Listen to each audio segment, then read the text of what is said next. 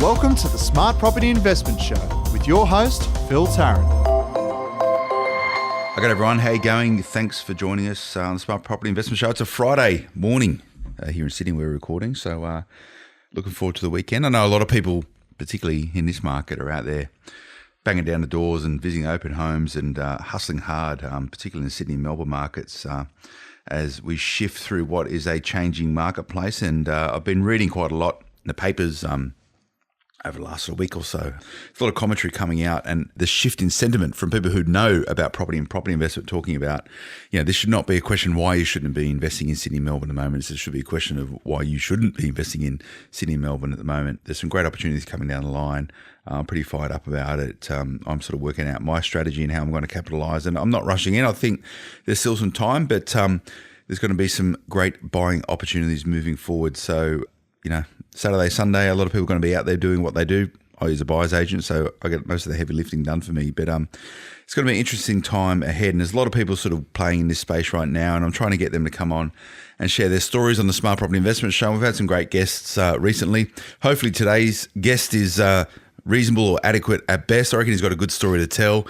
Joey DeGarda, how you going, mate? Are you well? I'm well, thanks, mate. How about yourself? I'm pretty good. What are you doing this weekend? You out looking at properties, or you doing something else? No, mate, I am. I'm spending my day tomorrow more prioritising my clients and figuring out what's kind of most important and which inspections and auctions to attend this weekend. Okay, so you're a property investor, and you've been out for a while. Can you give us a bit of an idea of your portfolio right now and what it looks like? Yeah, mate, the portfolio currently exists of 4 properties, and I've just recently executed on the 5th purchase. Okay. So 5 properties sitting around that $2.25 million mark. Debt position's right up there, so I'm leveraged right up to 80%. And I wouldn't have been able to be in the position I am without a magician mortgage broker who I deal with. Well, we're big advocates of mortgage brokers. Definitely. Here, and I don't need to talk about it again today. I think people are probably getting sick of me talking about how great and wonderful mortgage brokers are. But there's stuff happening in that space, and if you've been keeping abreast of it, there's a lot of softening of attitudes towards the recommendations around mortgage brokers from both the Labor and Liberal government. So I think into the future, there's going to be mortgage brokers continuing to provide great services to what is 60% of all Australians now using a mortgage broker. So anyway, I'm not going to get into that today. $2.5 million. 2.25. 2.25, 80% LVR. So you've been going pretty hard at it, I imagine. Very aggressive. Where are these properties located? Mate, 4 of them are here in Sydney and 1 on the Gold Coast. Okay. And when did you start investing? 2015, so pretty aggressive in a short span of time. So you were buying property in Sydney in 2015? Yeah, kind of just before things started to heat up. It was very early 2015. Yeah. Okay. What was your first purchase? First purchase was a 1-bedroom, 1-bath, 1-car in Maroubra. So one street back from the beach there. Yep. Didn't really know what I was doing, but stumbled onto something pretty good. I reckon you've done pretty well. I have. Yeah. So what'd you pay for that? $460. $460, 1 bed, 1. Okay. And what's it now, you reckon? It's probably come off a little bit. But it has come off, but again, my mortgage broker's worked wonders and he's able to get a valuation in the mid-7s. Okay. All right, cool. And you've got that rented, or I have, yeah. You do? Yep. Okay. Yep. All right, so after Maroubra, where did you buy? I bought off a family friend, so a private treaty, kind of not on the market in Liverpool. 2-bed, 1-bath, 2 cars in Liverpool. A flat? A flat, yep. Yeah. Is that smack bang in the sort of CBD area? Nestled between Westfield and the train station. All right. So walking distance to both. Okay, what'd you pay for that? $360. Okay, and I reckon that's probably gone up a bit. Yeah, about 25K, but for me, that one, those tenants have been there since 1996, so almost when I was born. And they love that place. Did you grow up out that way? Or no, I'm born and raised in Mascot. You're a Mascot boy. Yep. Okay, cool. So third property, we'll just quickly bang through and then we'll have a chat about them individually. Yeah, third property is 1-bed, 1-bath, 1-car in Southport.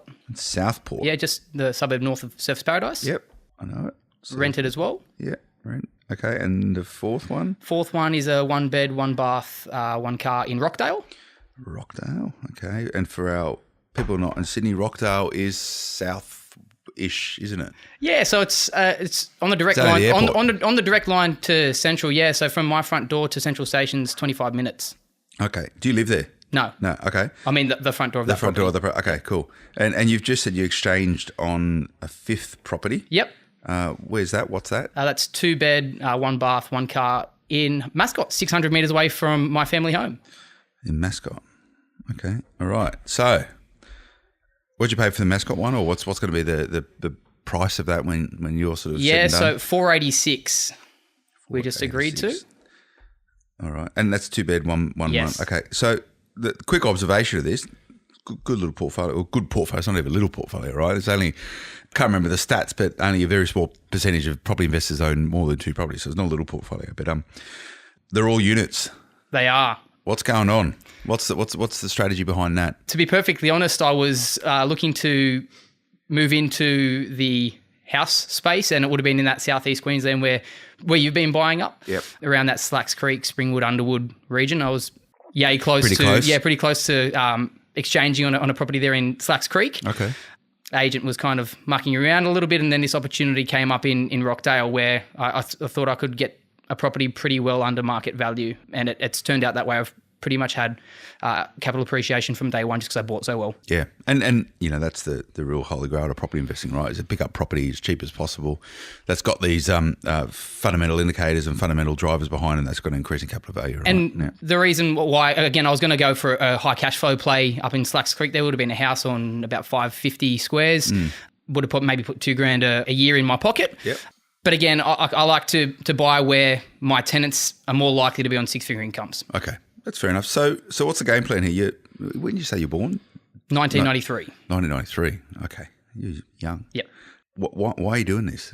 For me, it's choice later on in life with the dream of building intergenerational wealth. Okay, so why you want to build up stuff to give to someone else when you're 6 foot under just because you can? Or obviously, I want to kind of reap the benefits in, say, 20, 30 years. But then, if I could pass that on to my kids and their kids later on down the track, that'd be something that I'd be quite proud of. 23, 24 years old? 25. 25. Yep. Oh, I'm a maths ain't that good. Still young though. So 25 and you got, nearly 5 properties, $2.25 million in valuation, 8%. So you're leveraged. Are you out in the piss every night sort of spending money, or are you watching your pennies? I've always been one to watch my pennies. Yeah. So I'm about that delayed gratification. I understand what that concept is, and I'm happy to forego things now. I'm not saying that I'm not living. I've gone on international holiday every year for the last 7 years. It's more about prioritising where I'm parking my cash. I'm not blowing it on piss Friday, Saturday, Sunday nights. Yeah. I'm saving up for things that I love, and I love travel. So you still live with your parents, do you? I do, and probably will until the end of the year. Okay. How's that going? Is it all right? What do they think about what you're doing? Dad's a solicitor, so he's got a head for it. Yeah. He's a little bit afraid of risk, but he knows the game. Mum doesn't like to think about my debt position. That scares the living daylights out of her. And when I told her that I've just executed another property, she was happy because it's down the road. But yeah, scared shitless.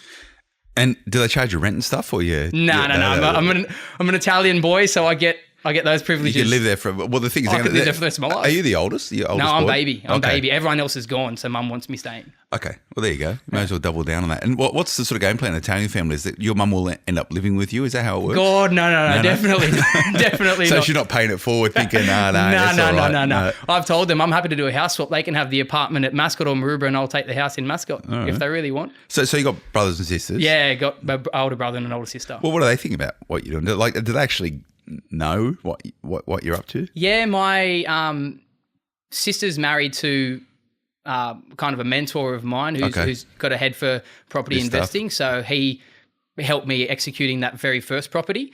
So he's been absolutely amazing for me and helped with the renovation of the Maroubra property because he just knows that stuff. And my brother, he's got a different mindset. He just, whatever he earns, he goes on a $20,000 holiday every year. Loves it. But mate, he's probably happier than I am.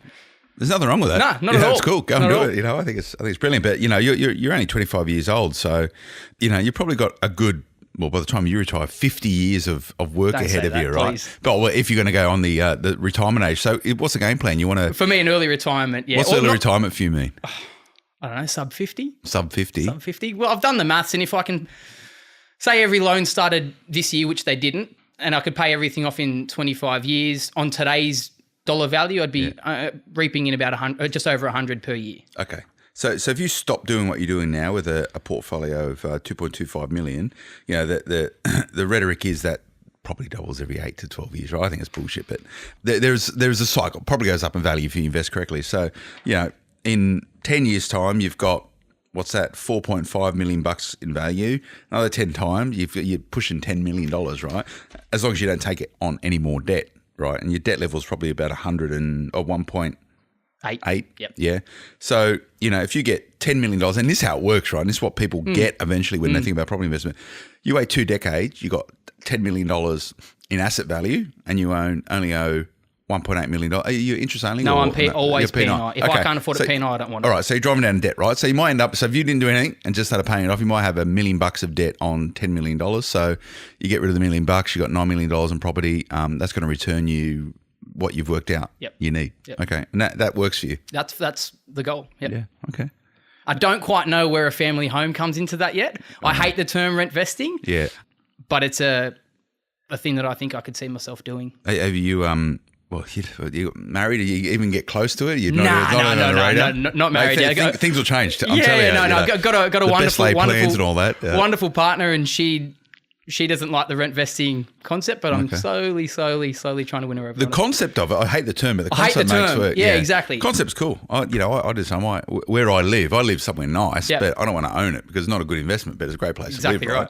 Okay, so it sounds like you're doing this just because you can, and you got that little twinkle in your eye that you got a bit of, and there's a term of view, you got a bit of mongrel in you where you actually go out there and do stuff, which I think is commendable. Yeah, definitely, and it's something that was kind of instilled in me from my old man, but he was kind of get one property, get it as early as you can, let it grow in the 10, 12 years until you get married, and then sell that off, and there's your deposit on your family home. That's his mindset, old school Italian mindset. It's another strategy, it's cool. But as soon as I started doing that, and then when I went to Mr. Bankerman and said, hey, can I buy this property at Liverpool? And he said, yes, and in fact, you don't need to give us any money. We'll give you 100% plus stamp duty. That was a aha moment for me. When did that happen? That's got to be a while ago. Beginning of 2017. You took 100% loan? Yeah. Because of the increase in equity from the first property. Okay. So that was the aha moment for me where I said, maybe this hold for 12 years, sell off. So did you refinance the first property in order to get into that property? No. So are you cross-collateralised at all? Okay. All right. Okay. Here we go. Here we go. So all your properties are cross-collateralised. So they gave you 100% debt, but it meant you didn't need to refinance the original loan. Correct. Okay. Correct. A lot of our listeners don't get this. So can you just explain it, how it all works, or what your version of how it all works? Yeah, so a really, really simplified version of that is that basically I didn't need to put down any of my own money for it, but the bank will hold my first property as security on that second one. So should I default payments on the second property or any of my properties, the bank will take ownership of the whole lot. So rather than it being a standalone, the bank's got control of pretty much my whole portfolio. But is it all with the same bank? For this most recent purchase, no, because we went back to the same bank and they said tapped out. No. Okay. So who's your bank with? Which bank? I'm with CBA. Okay. So they've got the 4 properties you have is all cross-collateralised within CBA. Yep. Okay. What's the basis of that? Is that did your accountant give you this recommendations or advice or? Basically, I went where I could get the cash. Okay. It's as simple as that. Are you concerned that structure might not be suitable in the future? Is there a way in which you think you can unravel it? Yeah, I've spoken with my broker, and he said as your position changes within each property, as each property gains some capital appreciation, we can start to slowly cut those ties. Okay. And that's something that we will look to do once this accumulation phase is settled down. But while I'm in that accumulation phase where I'm going 100 mile an hour at it. Yeah. Just whatever it takes to get it done, as long as I understand my position in the background. Yeah. Well, this is, and you've got to be comfortable. Look, you're young, right? So if you stuff this up, Might I go back to being in line with everyone else my age? You'll be all right. Yeah. So, but that therein is the inherent, the position you have in an attitude towards risk. And if you want to put it all on black and give it a red hot go, that's your decision to make, right? Correct. And I'm not saying that the properties, I don't know enough about the properties or the areas that you're buying in, but my recommendation to our listeners would be you really need to stress test this particular strategy. Absolutely. I know a lot of people who've cross-collateralised properties in the past for the benefit of getting immediate gain find themselves with a headache in the future. Yep. But what your future looks like, I don't know. Yep. You've been buying in a market which has gone up in value, so increasing equity, which is good. But the thing is that it can potentially be, a dominoes, right? Like if one thing goes wrong, it can fold, and the bank will come and grab the lot. Okay, grab the lot, exactly right. But as long as you've had this conversation with your broker and your accountant, you can actually understand and appreciate there is a strategy to exit a process of cross-collateralising property, but it can be hard and a bit messy and definitely, a bit of a pain. But I'm not giving you a hard time. Yeah, no. Just a general chat. I think it's interesting because a lot of people get on the show. You listen to the show, don't you? Yeah. Daily. Yeah. Well, what do you like most about it? Oh, hang on a sec. What do you dislike most about it is the way I want to go with it. What can we do better? Except Release more content. more content? More content. Okay. Mate, I'm up to date. I'm waiting for the next one. Really? Yeah. All right. We do 2 a week. Is that not enough? Mate, I train myself every morning, and so I've got an hour where I listen to I get through 2 of your podcasts every What, morning. when you're at the gym or something? Yeah. Yeah, really? Okay. So what can we do better? I told you. Produce more other than content. that, like, you know, no, you I want just get more people, and I love listening to different people's strategies, where they've got to, whether they're young, more experienced, and just I mean, like, I love listening to people go purely cash flow play, and then you got the other end, so like your Chris Grays who've gone equity, and people that balance in between. I love listening to people's different strategies because I've just picked apart different pieces of what I like and what I can relate to from different people's portfolios, and that's kind of helped me build my mantra. Yeah. And what do you think when people are listening to this, wherever they listen to it, whether it's the gym or the train or on a plane or wherever, what do you think they'll learn? What is the gem they'll learn from your story that they think everyone can take something away from? That it's not this doom and gloom for every Gen Y. I'd be more appealing to the Gen Ys that think this is absolutely impossible. We're never going to be able to afford anything. We're either going to need to rent our whole lives or move 150 Does that piss you off, this rhetoric you hear of these? No, I get it. I get it. How hard is it? But every generation's had it, right? Yeah. And like, I mean, my mum and dad didn't do a thing when they grew up. They literally just played with friends, family in the backyard. That was the extent of their fun, even up until when they got married in their mid-20s. Whereas now, kids straight out of school, even in school, would just go and live. And that's completely wonderful. Like, I love that. And I love that people I get jealous of people that can go out every 3 times a week. But I mean, like, yeah, the generations before us really were hard on how they prioritize their money. And that's something that I'm really big on. Yeah. I think it's good counsel for any Gen Y because we have a lot of Gen Ys and I'm Gen X. I'm sort of the younger end of Gen X, I think. But my wife will try and tell me that she's Gen Y because she's right on the cusp. Borderline, right? yeah, she'll claim it. So yeah, she can be Gen Y. Yep, It's all that's right. fine. That's cool. That's probably why she's got the attitude she does and just wants to spend. So no, she doesn't. She's cool. But this whole mantra around property markets are unaffordable. It's impossible to get into property. You know, all these generations ahead of us have wrecked it because they've made property out of reach. They're all rich. We're never going to be rich. Blah blah blah blah. I think you're a case in point that no, you can do it. It can be done. It can be done. A little bit of sacrifice, but it sounds like you're not you're living still with mum, and I bet you she's feeding you pretty well, so you're not eating 2-minute noodles every night. Definitely not. Definitely not. But so it can be done. But so you've decided to make that choice to do what you're doing. Exactly right. So why we spoke about why you're doing it, and one is to create generation. Well, that's all cool, right? Whatever. But why? Like, what makes you care that much about this? I don't know. It's not as though I've been like privy to hardship growing up and I want the polar opposite for myself. It's nothing like that. I never went without as a kid. Yeah. I just see the opportunity and the potential with property investing and what it can do for you. And getting in young means that at my version of retirement age, I could be living passively with the choices and freedom to do whatever I want. Which is cool. You know, you don't need – a lot of people are really crystallised. You ask them that question, they go, oh, it's because of this reason. I don't know why I invest in property. Yeah. All I know is that it's a good thing to do. Yep. I'll do it the right way and there'll be an upside benefit at some point in time. But I don't really have a clear strategy on, you know, I want to retire and earn this much. I've got no idea, right? You know, and that's okay. I'll work it out when I get there. Exactly right. But I don't know whether that's right for everyone. And if you speak to a lot of these you know, life coaches or goal setting people or, you know, these type, which are cool. And, you know, a lot of people find them inspirational. I just go, I don't know. I don't know. Whatever works for you. Just do the right thing right now and it'll be okay in the future. You know, it sounds like you sort of similar. Like, unless you bought an absolute lemon, you don't hear of many stories of people who have invested 30 years ago that have gone, gee, that's a really bad purchase. I wish I didn't do it. Correct. Yeah. Correct. I wish I didn't buy that property 30 years ago. Yeah, you don't hear that. Yeah, you never do. No, if I had the opportunity to buy my family home now for the price that mum and dad paid for it, you'd be laughing. That's cool. So what do your mates reckon about all this? Oh, unless you haven't got any friends because you're looking at realestate.com.au all day. No, one of my closest mates, he's like real into this space. He's slowly starting to build out a portfolio himself. So he really gets it and we bounce ideas off each other all the time. He'll say, no, this is a really bad idea, or yeah, this is really good. He'll again help me with that Maroubra property renovation, and he'll be helping me with this Muscat one. Cool. So he gets it. But everyone else, I'm sure that they've gone, like, why are you doing that for? Like, that makes no sense. You're 25, worry about that when you're our dad's age. And that's the problem, right? Because a lot of people sit there and get to the age and go, shit, I'm going to not have a great retirement. Correct. So, if you put the hard work in early and you get to reap the rewards, and that goes to your original point around sort of delayed gratification, right? There's something quite good about that. It often takes people a long time to get that, or they never get it at all.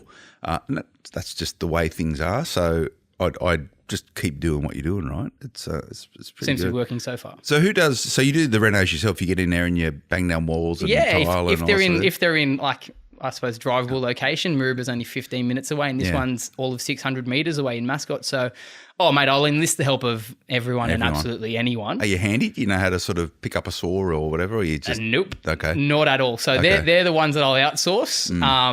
And again, I've learnt a couple of tips and tricks from my brother-in-law, but I'll mainly do like the really boring demo painting stuff that anyone can do. Yeah, the non-skilled stuff. Yeah. I'll get in there and do that. Most of it, whatever I can do myself, I will. So you bought what is it? Mascot. Mascot 2-bed. 2-bed, 1 bath, 1 car spot. So is it like tell me a little bit about the block. Yeah, just a 2-story walk-up. Like red brick Old type red thing? brick, yes. So just a good. Yeah. No lifts, no pools. Not a thing. No. Not a thing. Whatever. Concierge.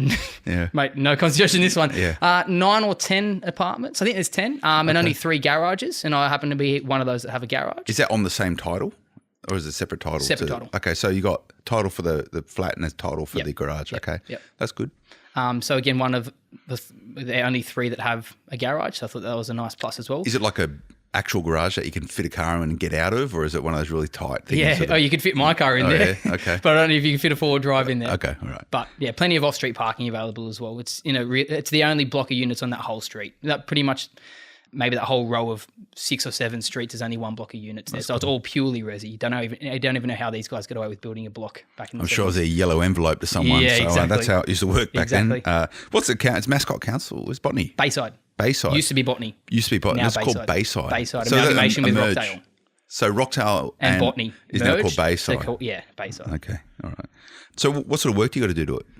Everything but the bathroom. So it's original, pretty much, except for the... Yeah, it's original. Yeah. Oh, they boast a modern kitchen, but Okay. I don't know what your version of a modern kitchen is, but this certainly isn't a version of mine. Yeah. But again, I've done the Maruba reno early last year, so I'm pretty much taking that template and evolving that and expanding it to a 2nd bedroom. Okay. And I was able to get that in real cheap. So a 2nd bedroom. So you're going to make another bedroom in the apartment? No, Or the Maruba was only a 1 bedroom. I'm saying Okay. we're just going to have to do this on a slightly larger Oh, scale. okay, all right, It's a yeah. 2-bed. Okay, cool. And so you're just going to, a cosmetic reno, just Yeah, so kitchen? new kitchen, floors, walls, give the walls a paint, so new floating floors, Yeah. change the layout of the kitchen there. It looks really tight and crammed, so kind of open it up. I think as soon as I've done the renos, I'll get someone to come in and do an independent val, and I would be very surprised if it's not valued with a 6 in front of it. Okay. How much are you going to spend on it? 20K. Okay. You reckon you do it for 20? Yeah. I did Maruba about 12,000, so. So what do you budget? Sort of 4 or 5 grand for a kitchen? Yep, $5,000 for the kitchen. Yep. One, if you want to run through the numbers, $1,000 install, paint a couple of grand. Yep. Floors, couple of grand. Yep. Again, I'm pulling in favours left, right, and centre to keep the labour costs as low as possible. That's the way to do it, particularly if it's just... Oh, mate, it's up the road. You It's just walk the up road. there, so you can go and tinker. So you've exchanged it. When does it settle? Just before Easter. Okay. So I'm using those public holidays. Yep. Where I could go Go in in there. and get stuck in. Someone's telling me the other day that if you take 3 days off work, you can actually get like 2 weeks of Yeah. straight time. So you reckon you can turn it around in that time? Will you try to? Not completely, but Yeah. I'll do as much as I can, and I'll get one of my property managers that manages the Rockdale property to come in and see if he can. He was pretty good in getting a tenant for me at Rockdale within 2 days, so I'll see if he can do the same thing for me. So will you get it untenanted? Like, well, so there won't be a tenant in there. There's no tenant in there now. Okay. So- Are you going to try and get early, like, access or anything like Yeah, that? again, my old man's a solicitor, so He does your conveyancing, does he? yeah, Okay. yeah. So mates rate, so you can do that times 4 properties. I've saved a bit of cash in conveyancing alone. Yeah. Which he gives me grief for every day. He says I'm his hardest client. Shout out to your dad. So yeah, again, we on the Rockdale property, we negotiated early access so I could go in, put in some blinds, give it a clean, and we were able to market with the previous owner's photos. Okay. And I found a tenant within 2 days of going to market, and they moved in on day of settlement. Okay. So I'll hope to try and replicate the same thing again, try and negotiate some early access so I can start the renos. And that's a really good strategy. And Joey's just run through that really quickly. So essentially what we're talking about is that as part of the buying conditions, you can sort yourself out early access. And if you can get 2 or 3 weeks beforehand. That's golden. on a 2-bedroom, 1-bathroom apartment, if you pull your finger out, you can pretty much get a reno done if you get everything aligned within 2 weeks, right? You can do it faster than that. We did a reno once in 3 days. 3 days? 3 days, whole apartment. Go and check it out. Can be done. Yeah, go and check it out, smartpropertyinvestment.com today. It was a property out in Mount Druitt, right near the Westfields there on Luxford Road, where we did in 3 days, long weekend, Friday, Saturday, Sunday, we did a full reno. No sleep and a lot of coffee. There was, yeah. But we got everything lined up beforehand, right? Yeah, so, yeah. We had the kitchen built, everything ready to go. There was new carpets, lighting. We had to do some of the, we shifted some things around, the electricity need upgrading, all this sort of stuff. But you got to plan it, right? Yeah. But what you're trying to do is that if you can get all the work done before you actually sign the deed and get the keys, you're going to have someone moving in the day of settlement. And that'll be an absolute goal. I've already factored in with my cash flows for it to be 2 months vacant. So anything before then is golden to me. We'll take some photos of it all. And of it, some video when you do it, and I we'll stick it up online. You can. I will of the before and afters. And give you time. Yeah, and take, even if you want to just take some video of it while you're doing it, and you can, and we'll just say, hey, how you going? This is what I'm doing. And, we'll do. We'll stick it all up. We'll turn a little thing on it. Yeah. Be good. All right, good, Joey. Well, that's cool. Make sure you stay in touch because you're gonna have to do that for me. When's that going to go? Easter.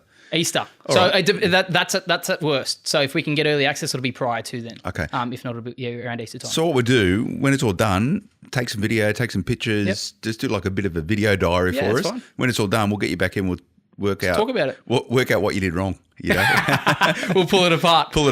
Unpack it. It's the word they use these days. Exactly isn't it? right. But, exactly right. Yeah, we'll talk through. Are you sort of getting all your trades ready yet, or are you thinking about that, or Mate, I've already got the contacts from when I did my most recent renovation. So I've already contacted them all. Got my flooring guy to order in some stock. I didn't remember an IKEA kitchen. Came up perfectly. Yep. Got the guy that did the install for me. I've already mapped it out online. I'm ready to go. All right, good. Okay, cool. Thanks, mate. Enjoy the chat.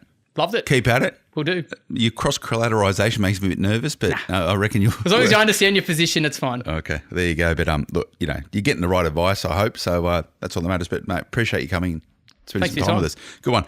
Remember to check out smartpropertyinvestment.com.au. There's heaps of stories like this. And if you're listening to this thinking, I've got a story just like Joey, or I'm doing it a bit differently, or, we'd love you to come on and have a chat with us and share your story as part of this community of property investors. It's pretty easy, isn't it, Joey? Yeah. No problems. Easy as anything. Yep. Yeah. So you can contact the team, editor at smartpropertyinvestment.com.au. Just hook in with them and they'll arrange for you to come on and have a chat. Remember, if you're not subscribing yet to our daily newsletter, so you're the first to know what's happening in property and property investment, smartpropertyinvestment.com.au/subscribe. Or if you're a social media person, just go to Smart Property HQ across any of the platforms and follow us there and you can check it out. If you like these stories, just wherever you listen to this podcast, just press the subscribe button so you can keep abreast of everything that comes down. We do this twice a week. So if you like these stories, we're here and we'll try and do some more if that's what the requirement is from Joey. But I want more stories like Joey. So get in touch with the team. Until we see you then, we'll be back in next time. Bye-bye. The information featured in this podcast is general in nature and does not take into consideration your financial situation or individual needs and should not be relied upon. Before making any investment, insurance, tax, property or financial planning decision, you should consult a licensed professional who can advise whether your decision is appropriate for you. Guests appearing on this podcast may have a commercial relationship with the companies mentioned.